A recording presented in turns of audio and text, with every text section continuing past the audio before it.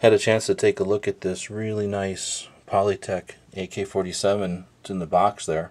So I put this WASR next to it to kind of show some of the differences. A lot of people ask what the differences are between AKs.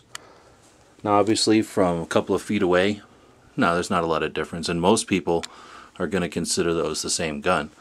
But as a collector or as someone who's interested in the differences, let's take a look at some. First off, we have the front sight. Not that one's better than the other, but there's a difference.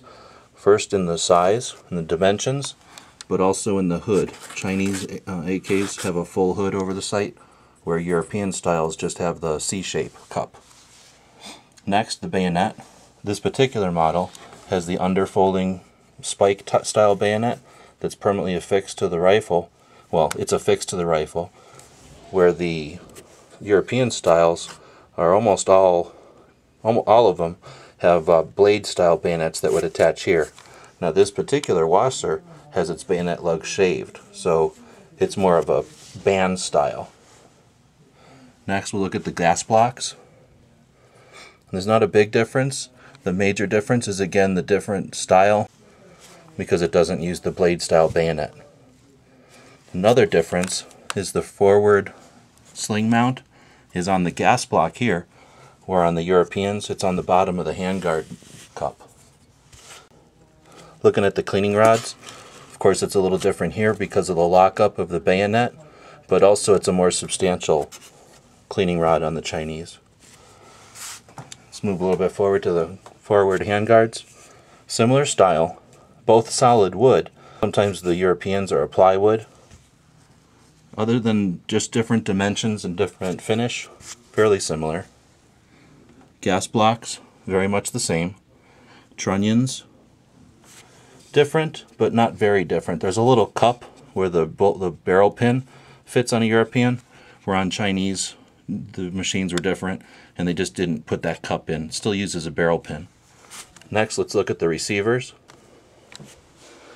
The receivers are where most of your changes or most of your differences are. This one's made out of a thinner material. This is a thicker material. Therefore, the spot welds on this one are a little different, and you can tell they're just done a little bit differently.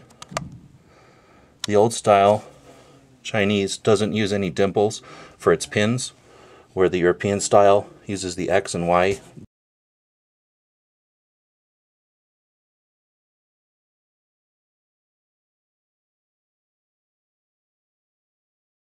dimples.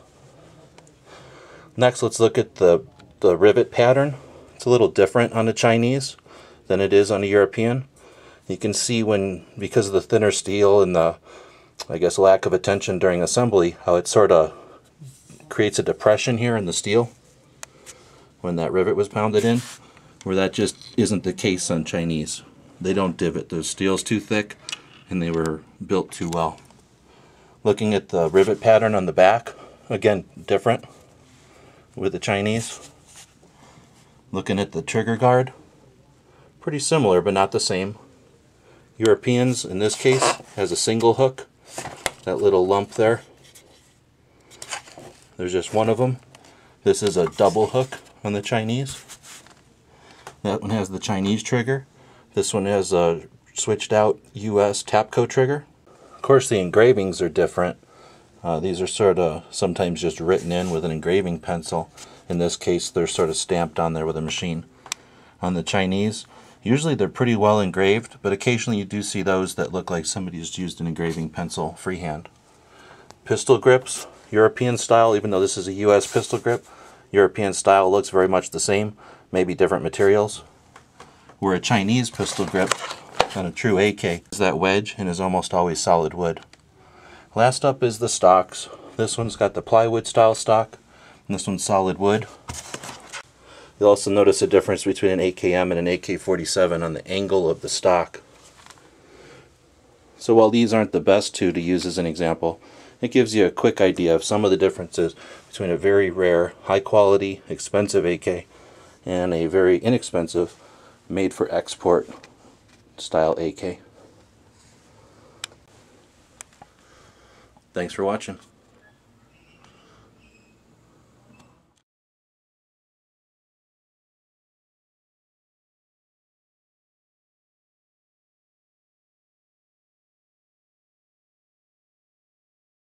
The guys and gals of GunWebsites.com encourage you to take a CCW class every year, practice at least once a month, and carry every day. Thanks for watching GunWebsites.com.